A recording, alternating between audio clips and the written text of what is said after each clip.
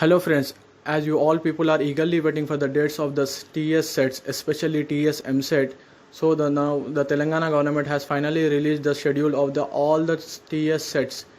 So we'll see the dates of the sets. So first one, the TS PGE set, which is conducted by the Osmanian University, will be from 1st July to 3rd July, and the second one, TS ESET, which is conducted by the JNTU Hyderabad University, will be on 4th July, and the TS Eamcet, which is conducted by the JNTU Hyderabad University, will be from 6th to 9th July, and the TS Law Set and TS PGL Set, which is conducted by the Osmanian University, will be on 10th July, and the TS ISET, conducted by the Kakatiya University,